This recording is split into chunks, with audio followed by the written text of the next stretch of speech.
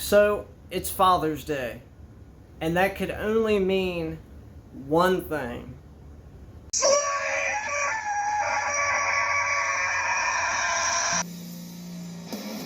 Oh, hello there. My name's Jorge. I grew up in the early 80s, and I loved getting into trouble. Big fan of monster trucks. Bigfoot was my favorite. Love going to church. Love God. Love cats. I'm wearing a Bigfoot shirt right there. And I was and still am a huge fan of music. Here's some of my older stuff. A lot of Stevie Nicks in there. But do you know what I discovered recently? I really like extreme metal of all types. And I want to invite you to journey with me discovering different types of extreme metal. What is up, folks? Welcome back to A Christian Collects Death Metal. It's your pal, Jorge. I appreciate you stopping by. You know, once you watch the video, if you don't mind, leave a like, drop a comment, subscribe. That would help me out a lot. And if you don't like the video, leave a dislike. That's completely fine. And while you're at it, you can go...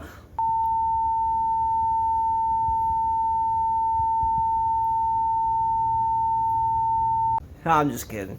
Alright, let's get into it. Today we're discussing my top 3 Slayer albums. Yes, and I'll list a couple of honorable mentions, right?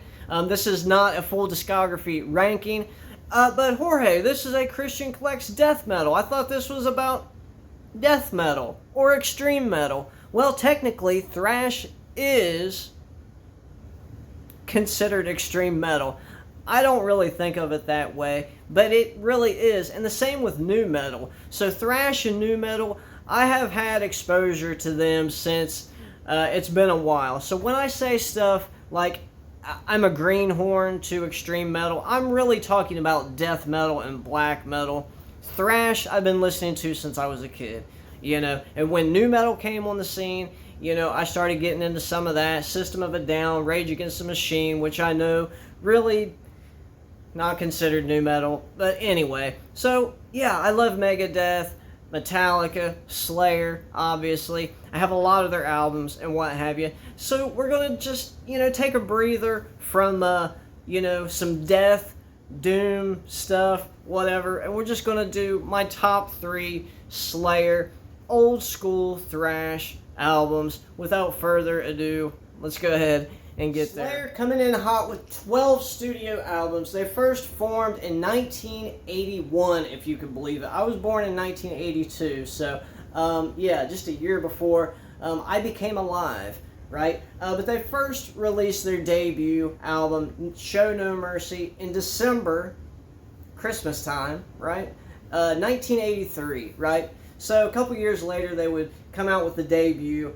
And my honorable mentions, I'm going to list 2, right? And so you could say that this is kind of like a top 5, but it really, I don't know, to me it's like a top 3, because these 2 honorable mentions could really, are interchangeable, right? They could be, one could be in the 5th slot, one could be in the 4th, and they could swap, you know, to me it doesn't matter, right? So my focus is the top 3, but I will mention these other 2, the first of which being Divine Intervention. That would probably be number 5. You know, they really started to go from, you know, it has that cleanliness of Seasons of the Abyss, or Seasons in the Abyss rather, but it still, you know, maintains that rugged Slayer sound, which we love. And, you know, out of the 12 studio albums, for Divine Intervention, for me to be down that low, says something. Let me know in the comments what you think. But my second honorable mention, and coming in kinda at number 4, would be Hell Awaits. Right? I mean, enough said. Actually, a lot of people would have that even lower, I would imagine, and maybe not. You know, I do love the ferocity, just the vicious approach, the anger, the aggression that really comes through on their sophomore album, Hell Awaits. And so for that reason, yeah, it's a favorite of mine. But now, let's get into the meat and potatoes, the top 3. And coming in at the number 3 slot is none other than Rain in Blood. I know a lot of people have this as their number 1 For me, it comes in 3, which, like I said, out of 12 studio albums, for this to come in 3, it's still one of my favorite Slayer albums, obviously. I bought this at a local record shop. So, yeah, I just left the sticker on there. But, man, what more could really be said about this album? It starts out with the iconic Angel of Death, and it ends with Raining Blood. I mean, this is full throttle from bow to stern, from start to finish. I mean, this is just no hold bars, angry thrash, in your face. You feel like you're being curb stomped into oblivion, and you feel like a pile of brains and slop by the end of it.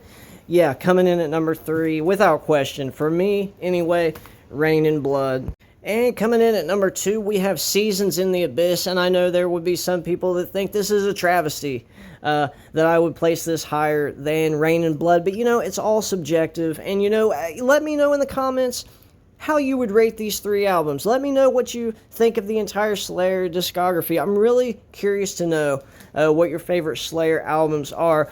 But man, the production on this is fantastic. And by me, that's a good thing, okay? You got the ruggedness, the rawness, the, I don't know what you want to call the unpolished diamond in the rough with Raining Blood. And man, there's a time and a place. There are some days where I really have a hankering to throw on Raining Blood on the turntable. But I really like it when they just kind of pull back the reins a little bit, so to say. Give us a little bit of breathing room and slow things up and do some stuff like Seasons in the Abyss. My favorite tracks on this, obviously, War Ensemble, the title track, and I think my favorite song of all from this album is Skeletons of Society. That is my absolute favorite song from this. The whole album, to me, is a 10 out of 10. I could throw it on and listen to it from start to finish any day of the week. Yeah. Coming in at number 2, Seasons in the Abyss. And coming in, finally, at number 1, if number 2 kind of gives you an idea where this is going, you're probably right, because, yeah, South of Heaven is my number 1 Slayer album of all time. This is where they really, in my opinion, just leveled up. This is such a fantastic album to listen to from start to finish. A lot of people think this is a top-heavy album. That is to say that Side A is kind of more meaty and Side 2 kind of falls off. I could see why some would say that, because you got stuff like, obviously, the title track just thundering in as the opener, Silent Scream, classic song, Live Undead, Behind the Crooked Cross, Mandatory Suicide, which is one of my favorites. The whole album is my favorite. But man, Side 2 is nothing to be slept on. Ghosts of War, Read Between the Lies, Cleanse the Soul. Man, these are great. Spill the Blood, Dissident Aggressor. Dude, this is a 10 out of 10 masterpiece. I don't know that, in my opinion, that they've done it better. Of course, Seasons in the Abyss was fantastic, obviously. But man, this right here really gets me going, man.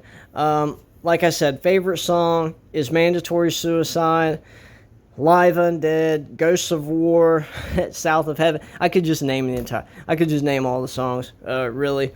But man, let me know what you think, because I know that this is, one of those, some people love it, some people hate it, and some people do kind of sit in the middle. For me, I absolutely love this album. I think Rick Rubin did a fantastic job with these guys on the early albums. And, it just really shows the level of just professionalism and the direction that this band wanted to go, and how he, helped them get there. Coming in at number 1, Slayer, South of Heaven. So there you have it, guys. Let me know what you think. Am I a poser? Do you agree? Do you disagree? Let me know exactly what you think in the comments below. I appreciate you stopping by once again, and I think I'll do this from time to time. I'll talk about some thrash. I do want to keep the focus really on the extreme stuff, like, death, black, doom, all that good stuff. But from time to time, we might take a breather and look at some thrash or something else. But anyway, it's your pal, Jorge at Christian Who Collects Death Metal, signing off. Be blessed.